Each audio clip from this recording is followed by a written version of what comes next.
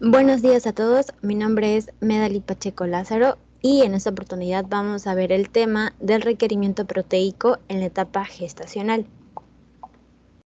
Empezamos. La etapa gestacional es un periodo crítico en la que una adecuada nutrición proteica va a ser fundamental tanto para el crecimiento y el desarrollo óptimo del feto, así como la producción de leche y el mantenimiento de la salud materna. Así que para cubrir todas estas demandas, durante todo el periodo gestacional se va a tener que aumentar las necesidades, mejor dicho, se va a tener que aumentar los requerimientos proteicos para poder mantener un adecuado embarazo. Entonces, lo que se debe hacer es como intervenir como nutricionistas y hacer algunos cambios, ajustes o mejorías en el aspecto nutricional para mantener una adecuada ingesta de macronutrientes y micronutrientes. Esto es tanto como para ambos padres, para que ellos puedan gozar de una buena salud. Incluso esto es recomendable antes de la concepción.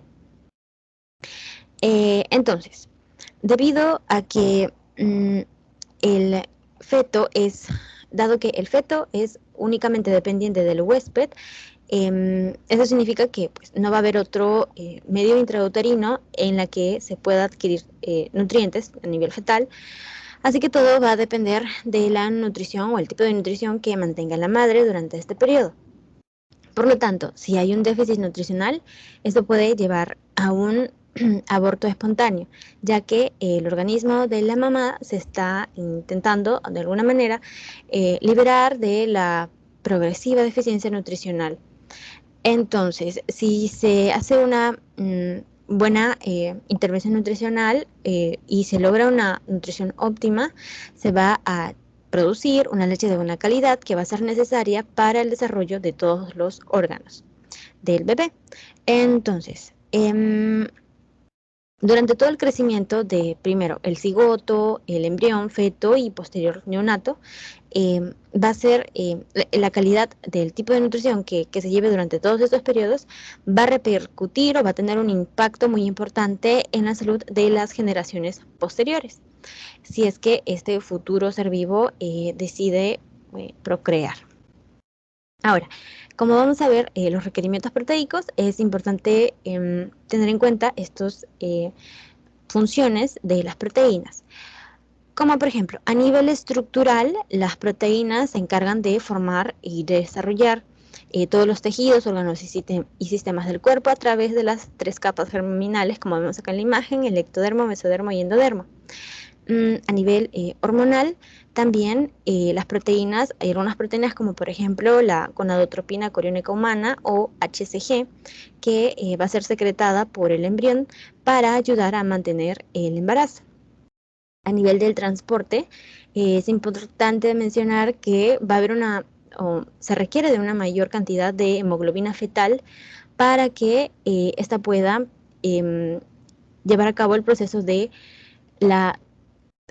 transporte de nutrientes y por lo tanto debe de tener una mayor afinidad por el oxígeno, ya que como recordamos en la circulación fetal no va a haber un intercambio de sangre, no va a haber un shunt entre ambos tipos de sangre, sino que más bien va a haber esta transfusión, esta transferencia de sustancias, tanto como de desechos, nutrientes, oxígeno, etcétera, etcétera.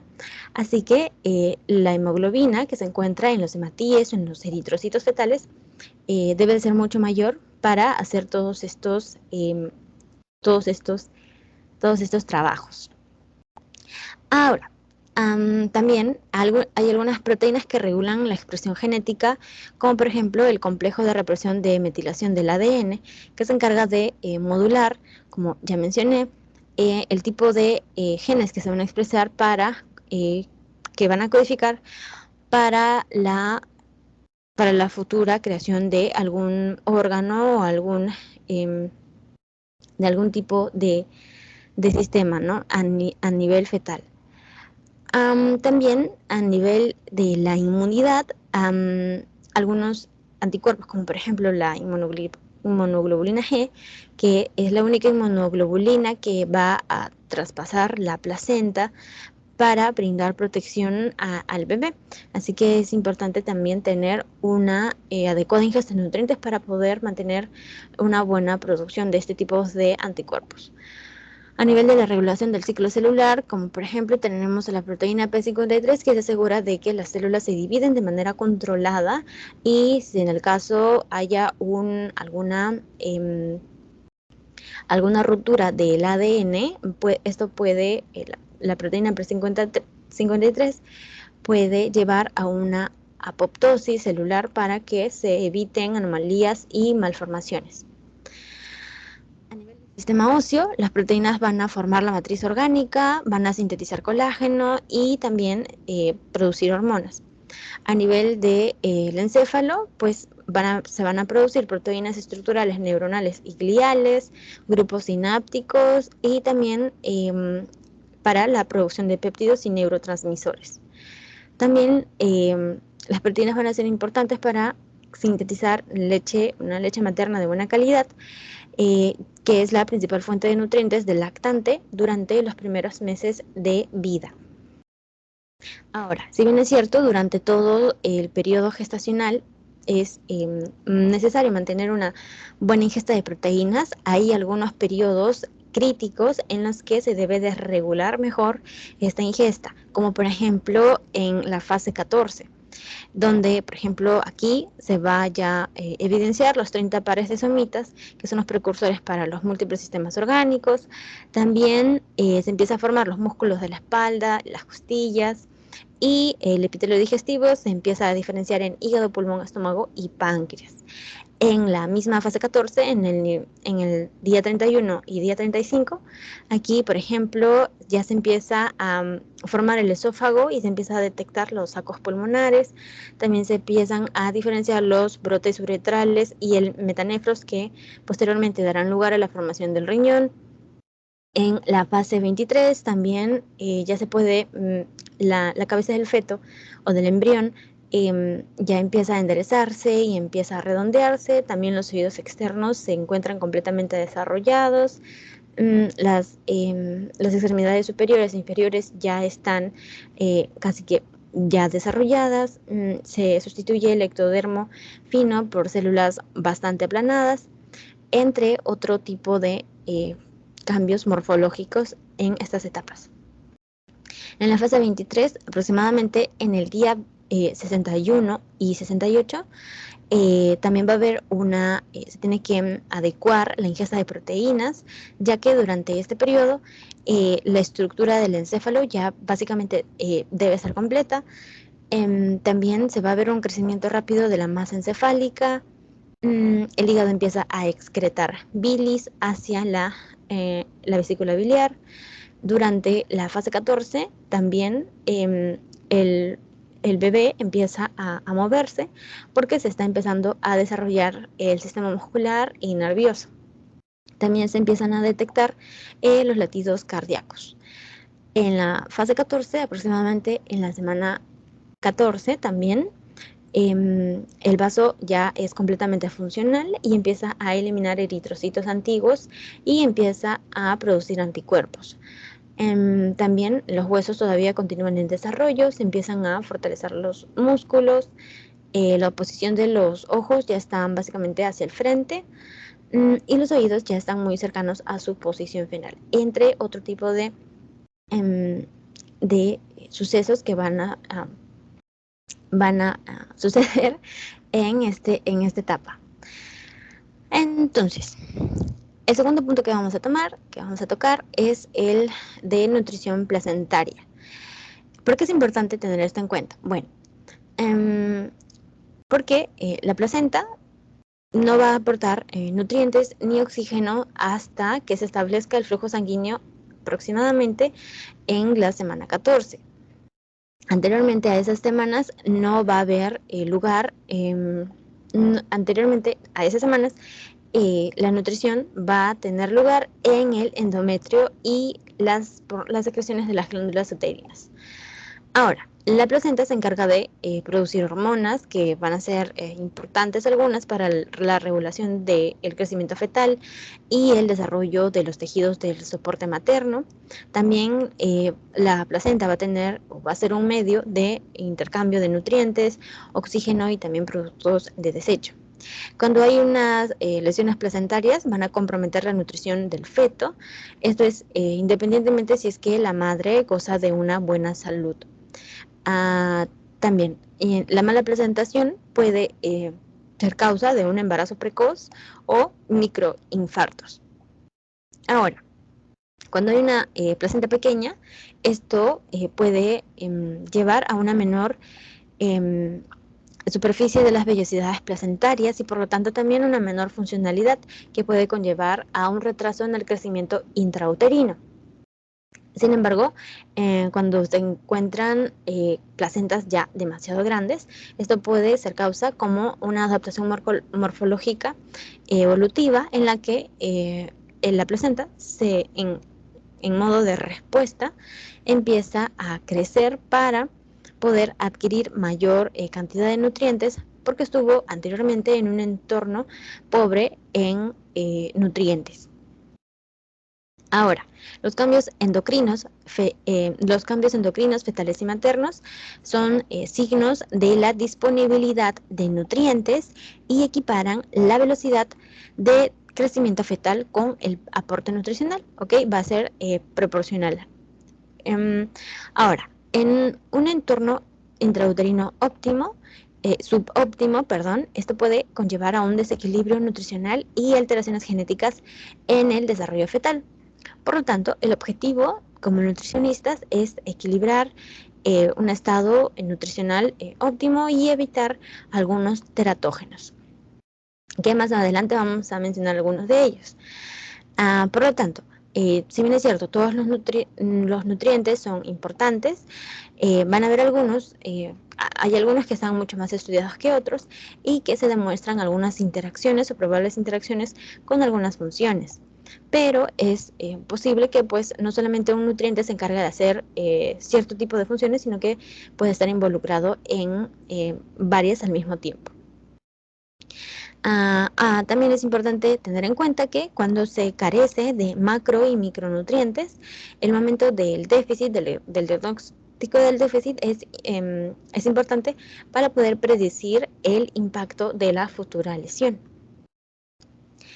Ahora vamos a ver los cambios funcionales que se van a dar en la madre, ya que tener bien en claro estos puntos nos va a servir para adecuar la cantidad de proteínas en gramos diarios que se va a proporcionar a la gestante, ya que por ejemplo si se sobrecarga la ingesta de proteínas, esto puede conllevar a un fallo renal por una sobrecarga de sustratos.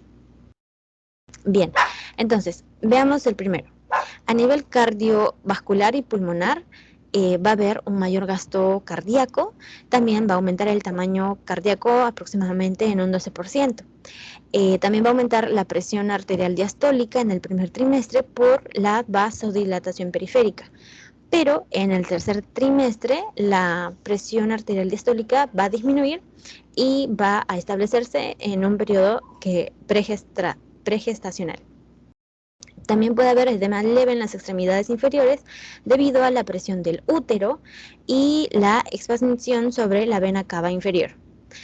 También es posible que haya disnea en la madre, ya que va a haber un mayor requerimiento de oxígeno y una menor concentración de CO2. También se va a aumentar el diámetro torácico porque el útero empieza a empujar hacia arriba del diafragma. Y también se empieza los pulmones empiezan a tener una eficacia funcional mayor para poder cubrir toda la demanda que el feto pues necesita para poder obtener oxígeno, ¿no? Porque recordemos que los pulmones fetales están totalmente colapsados de líquido amniótico y por lo tanto el trabajo pulmonar de la madre va a ser mucho mayor, ¿no? Ahora, al nivel del sistema digestivo, va a haber un mayor aumento en el sangrado de encías debido a un mayor flujo sanguíneo. También en el primer trimestre va a haber hiperemesis gravídica, que estos básicamente son náuseas excesivas, también vómitos y pitelismo, que es también extrema salivación, apetito voraz, pica y aversión a algunos alimentos. Ahora, las elevadas concentraciones de progesterona pueden llevar a los siguientes puntos, como por ejemplo un mayor, mayores periodos de estreñimiento, ya que se va a reducir la motilidad digestiva y se va a aumentar la reabsorción de agua. También puede haber regurgitación y reflujo debido a la relajación del esfínter esofágico interior y la presión sobre el estómago. También, debido también a lo mismo que mencioné, unas elevadas concentraciones de progesterona, va a haber un menor vaciamiento vesicular, y en el segundo y el tercer trimestre se va a aumentar el almacenamiento de la bilis, y esto es por causa de una menor contractibilidad muscular, y eso puede llevar a cabo a posibles cálculos y por el aumento de barro vesicular, se puede conllevar a la formación de cálculos. A nivel del sistema renal va a haber un aumento en la tasa de filtración glomerular, aproximadamente en un 50%. Sin embargo, el volumen de orina excretada no va a aumentar. También va a haber un mayor flujo plasmático renal y una menor producción sérica y nitrógeno ureico sanguíneo. También se va a disminuir la eficacia de la reabsorción celular, va a aumentar también la excreción de las vitaminas hidrosolubles y aminoácidos. Ahora, las cantidades de glucosuria puede conllevar a elevadas probabilidades de infecciones en el aparato urinario. También van a haber cambios a nivel, por ejemplo, de la composición y el volumen sanguíneo. Se va a expandir el volumen sanguíneo aproximadamente en el 50%. Ya esto es en las etapas finales. Pero esta probabilidad pues varía enormemente entre las mujeres, lo cual puede dificultar una determinación de una ingesta inadecuada o un estado nutricional deficitario. Ahora, a finales del tercer trimestre va a haber una menor producción de hemoglobina, albúmina sérica y proteínas séricas y vitaminas hidrosolubles. Y a su vez va a haber un aumento de las proteínas liposolubles, triglicéridos, colesterol y ácidos grasos libres. Los valores normales del hematocrito y la hemoglobina van a cambiar cada trimestre, y los límites van a aumentar con la altitud y el grado de tabaquismo que pueda presentar la gestante. También en el metabolismo de los macronutrientes, el perfil aminosídico, se va a ver una mayor síntesis de proteínas aproximadamente en el segundo trimestre de un 15% y en el tercer trimestre de un 25%. En el perfil lipídico va a haber un aumento del 50 o el 80% de la oxidación de grasa basal, y en respuesta a la glucosa puede haber hiperlipidemia llamativa. En el caso de las obesas puede haber hiperlipidemia exacerbada. Ahora, la glucosa y la resistencia a la insulina va a haber una mejoría en los valores de glucemia en ayuno, una mayor tolerancia a la glucosa y mayor sensibilidad a la insulina. Pero en el tercer trimestre ya va a disminuir en un 50 o en un 70%. En el caso de las obesas, la glucosa en ayunas inicial no va a haber mucha mejoría si hay una resistencia a la insulina global que va a aumentar los valores séricos de todos los macronutrientes. También los depósitos de grasa se van a acumular más que nada en el nivel central, visceral y subcutánea, En el caso de la grasa visceral, esta va a aumentar a medida progresiva del embarazo. Acá podemos ver un resumen de los cambios del hematocrito y de la hemoglobina, tanto en el segundo y en el tercer trimestre. Bien, ahora vamos también a ver el perfil bioquímico. Como se mencionó, van a disminuir, por ejemplo, las vitaminas hidrosolubles y van a aumentar algunos, van a aumentar el colesterol, triglicéridos y entre otros factores. Ahora sí, empezamos con las recomendaciones. Primero, en un embarazo único, menos de la mitad del aumento de peso de la gestante de peso normal va a depender del feto, la placenta y el líquido amniótico. El resto va a depender de los tejidos reproductores maternos, como el tejido mamario y útero, también el líquido intersticial y volumen sanguíneo y tejido adiposo materno. Ahora, el aumento de la grasa subcutánea del abdomen y la espalda y músculos van a servir como una reserva energética para el embarazo y la lactancia. Aquí podemos ver en esta tabla como por ejemplo un aproximado del peso fetal. Aproximadamente un bebé puede pesar entre 0,4 a 3,8 kilogramos, y estos demás como por ejemplo, los depósitos de grasa y proteínas abarcan un 3,5 kilogramos.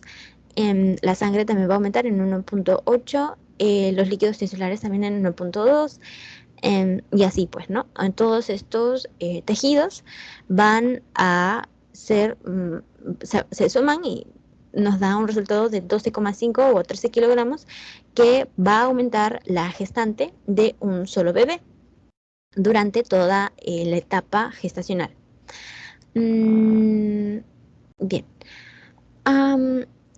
Estos, los demás valores son objetivos para el aumento de peso prenatal, que son recomendados por el Instituto de Medicina, como por ejemplo las mujeres que tienen un bajo peso, menor a 18,5 con su peso pregestacional. El embarazo único debe de ser en estos valores durante todo el periodo de gestación, y este es un aproximado de cuántos kilogramos debe aumentar por semana. También con las mujeres gestantes de peso normal, las mujeres gestantes con sobrepeso y las mujeres obesas. Ahora, las recomendaciones proteicas. Las proteínas, la ingesta adecuada de proteínas nos va a servir para mantener una adecuada síntesis de los tejidos maternos y fetales. Y esta demanda va a aumentar a lo largo del embarazo y va a alcanzar el máximo durante el tercer trimestre. Para sacar todos estos cálculos se va a tener que trabajar con el peso pregestacional. Y ahora, dado que las proteínas se pueden utilizar como fuente de energía mediante la gluconeogénesis, el requerimiento proteico total puede ser de 175 gramos por día según las recomendaciones de Goodnight y de Newman del 2009. Ahora, hay que tener un enfoque en este tipo de... hay que tener un enfoque en los siguientes aspectos. Por ejemplo, el 20% de las calorías totales van a ser parte de las proteínas, donde se va a buscar minimizar el volumen y aumentar la calidad proteica. En el caso de gestantes que sigan dietas veganas, lo que se tiene que hacer es corregir los aminoácidos limitantes mediante una buena mezcla de productos de origen vegetal. También en el caso de las mujeres que continúan en el crecimiento, como por ejemplo las pubertas o las adolescentes, se tiene que aumentar se tiene que aumentar los gramos de proteína para también mantener el desarrollo de la mamá que es menor de edad. En el caso de los embarazos múltiples, por ejemplo, en embarazo gemelar, lo que se busca es controlar el peso y que se evite que se evite un futuro diagnóstico de diabetes mellitus.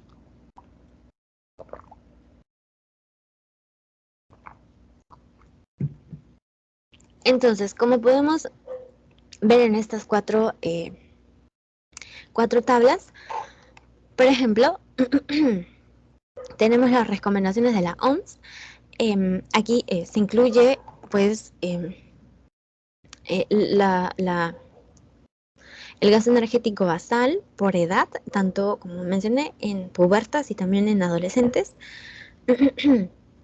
Y durante el primer trimestre se va a trabajar con este requerimiento por el peso pregestacional, y durante el primer trimestre se va a aumentar en un 0,7 gramos por día. Durante el segundo trimestre se va a aumentar en 9,6 gramos por día, y durante el tercer trimestre se va a aumentar en 31,2 gramos por día. Algunos autores también recomiendan utilizar para casos especiales de mujeres gestantes las recomendaciones de la OMS de 1985, en la cual en el primer trimestre recomendaban 1,5 gramos por día, en el segundo trimestre recomendaban 6,1 por día, y en el tercer trimestre 10,7 gramos por día. Esto puede ser, por ejemplo, para gestantes obesas. Ahora, también vemos algunas recomendaciones, como por ejemplo la de Goodnight y de Newman del 2009, en las que ellos dividen los requerimientos proteicos en una primera y segunda etapa. En la primera etapa se va a trabajar con 0,8 por el peso pregestacional, y en la segunda mitad se va a aumentar en 1,1 por el peso pregestacional por día. En el caso de fetos adicionales, por cada feto se va a aumentar 25 gramos. También nos da unas recomendaciones de valores máximos, como por ejemplo para las mujeres gestantes que están en bajo peso, una ingesta proteica de 200 gramos por día. En las mujeres de peso normal, un máximo de 171 gramos, y las mujeres con sobrepeso, un máximo de 161 gramos por día aproximadamente, con el peso regular, que es 70 kilos, y también en las obesas de 150 gramos.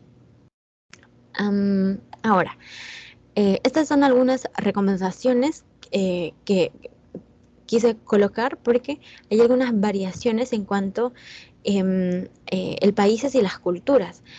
Por lo tanto, lo que se puede evidenciar aquí es que tanto como en Estados Unidos, Reino Unido, Italia, grupo alemán, grupo nórdico, en todos estos países las recomendaciones proteicas van a variar. Las que están en A significan, se trabaja con el peso de referencia, ¿ok? Y es de 70 kilos. Ahora, se debe de tener precaución y por lo tanto se debe de regular los suplementos proteicos que no deben de sobrepasar los 30 gramos o 35, perdón, el 30% o el 35% como máximo del GET. Valores adicionales a este porcentaje puede llevar a riesgos, a múltiples riesgos. La OMS recomienda aproximadamente un valor de 23% de proteínas de muy alta calidad, y se sugiere un aumento de este porcentaje dependiendo de cuántos bebés pueda tener la gestante. A continuación se presenta un caso clínico. Veamos, Julieta Venegas acude a consulta nutricional. Presenta los siguientes síntomas: náuseas, vómitos, aberración por la comida e intolerancia a los huevos. Es vegetariana, presenta bajo peso y se sospecha de trastornos alimentarios con presunta anorexia nerviosa gestacional. Entonces, lo que se va a hacer aquí es realizar una mezcla de almuerzo teniendo en cuenta los signos y síntomas de la paciente y sus preferencias y restricciones alimentarias. Entonces, el primer paso, lo que se debe hacer es calcular la ingesta recomendada de proteínas según el grupo etario. En este caso es una mujer de 18 años, ¿ok? No es adolescente ni puberta y se trabaja con 0.83. Entonces, como está en las primeras 20 semanas, califica para un primer trimestre con un aumento de 1 gramo por día. Entonces, lo segundo que se va a hacer es calcular la cantidad de proteínas en gramos. ¿Ok? El grupo etario es mujer adulta, de sexo obviamente femenino, tiene 27 años, pesa, pesa 60 kilos, su peso pregestacional, mide 181 centímetros y su índice de masa corporal, trabajando con su peso pregestacional, presenta muy bajo peso. Ahora, haciendo el cálculo de la OMS, nos da un total de 61 gramos de proteínas por día. Ahora, lo tercero que se debe hacer es verificar las recomendaciones em, de aminoácidos esenciales según el grupo etario o los aminoácidos indispensables. También no es lactante ni tampoco preescolar, entonces se trabaja con los requerimientos o recomendaciones de una mujer adulta, de lisina, metionina, cisteína, treonina y triptófano. Ahora, lo segundo que se debe hacer, lo cuarto que se debe hacer es calcular los aminoácidos esenciales y corregir los aminoácidos limitantes. En este caso se puede observar que no hay aminoácido limitante, ya que todos superan el 100%, pero se puede ver que comparando, por ejemplo, la lisina con la metionina, cisteína, la treonina y el triptófano, es el aminoácido que tiene menor porcentaje. Ahora, lo que se debe hacer a continuación es calcular la digestibilidad, es decir, de todo lo que se ha propuesto en la mezcla, qué tanto es lo que se va a digerir. Aquí, para calcular esta digestibilidad verdadera, se suma las proteínas. Para calcular la fracción se divide las proteínas por cada alimento entre el total, y para la digestibilidad se tiene que evaluar el cuadrito de digestibilidad por cada alimento. En el caso de frutas o verduras siempre es de 83. Se hace la multiplicación de la fracción por la digestibilidad, se obtiene este resultado, al final se suma todo y esto es aproximadamente el porcentaje de digestibilidad verdadera. Entonces, del 100% que se debería de consumir, aproximadamente el 79% sí se va a consumir. Perdón, em, aproximadamente el 10% no se va a consumir. Ahora, para hacer el cálculo de calidad proteica se utiliza el método del PDCAAS, donde se debe de multiplicar el aminoácido limitante por el aminoácido de referencia que se debería de consumir por la digestibilidad verdadera. En este caso da un resultado de 105. Para convertirlo en decimal, para convertirlo en decimal se divide entre 100 y obtenemos 1, que es lo ideal o lo máximo en calidad proteica.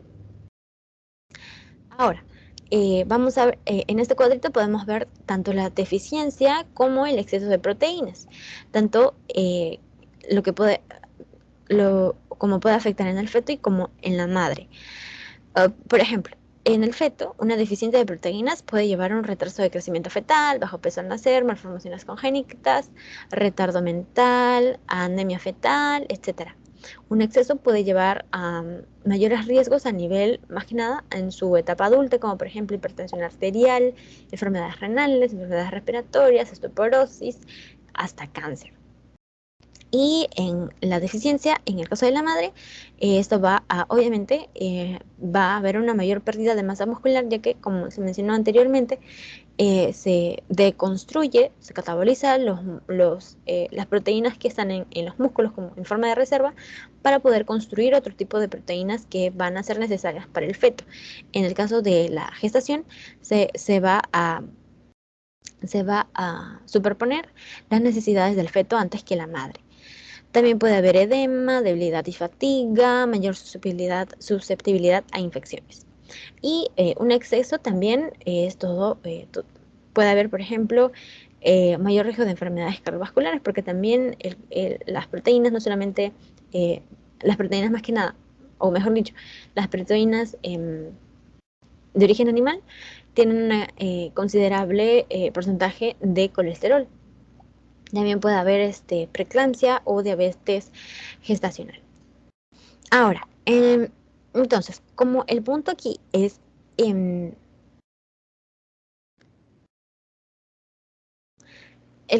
como el punto aquí es adecuar la cantidad de proteínas, o mejor dicho, recomendar, o mejor,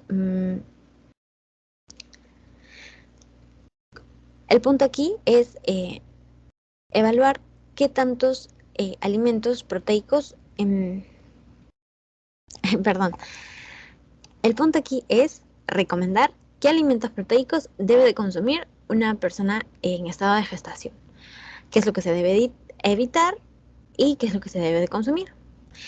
En el caso de los alimentos que se deben evitar, están, por ejemplo, los pescados de gran tamaño, ya que pueden contener una alta cantidad de mercurio y eso puede afectar el sistema nervioso central fetal.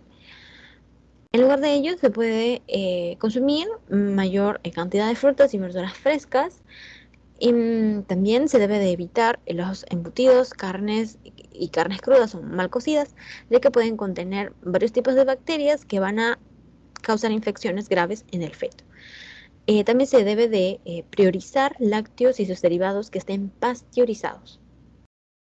Obviamente se debe de limitar, de eliminar el consumo de alcohol y también de cafeína.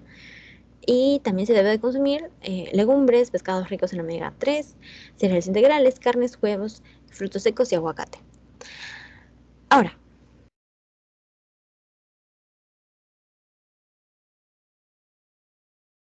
mm, estas son las conclusiones. La ingesta adecuada de proteínas para cubrir las necesidades nutricionales es de una media de 25 gramos por día y en embarazos múltiples se adiciona a 25 gramos por día. Esto abarca aproximadamente el 20% del kit. Ahora, durante el desarrollo embrionario, los, eh, em, el feto es completamente vulnerable a los agentes teratógenos, como por ejemplo las bacterias, fármacos, etcétera, etcétera. Por ello se recomienda seguir las directrices establecidas en el cuidado de preparación de alimentos. Ahora, hay que tener un mayor enfoque en las gestantes adolescentes o pubertas que estén en desarrollo, las obesas o las que presentan muy bajo peso, y las gestantes con antecedentes médicos preexistentes como diabetes mellitus, etcétera. Ahora, como última conclusión, las proteínas cumplen múltiples funciones durante la etapa gestacional, incluyendo el desarrollo del sistema nervioso, regulación del equilibrio de líquidos, la formación de tejido muscular, el transporte de nutrientes, minerales y la recuperación de tejidos maternos. Por lo cual, estas funciones son esenciales para garantizar un embarazo saludable y desarrollo óptimo del feto y las posteriores generaciones. Esta es la bibliografía y eso sería todo. Muchas gracias.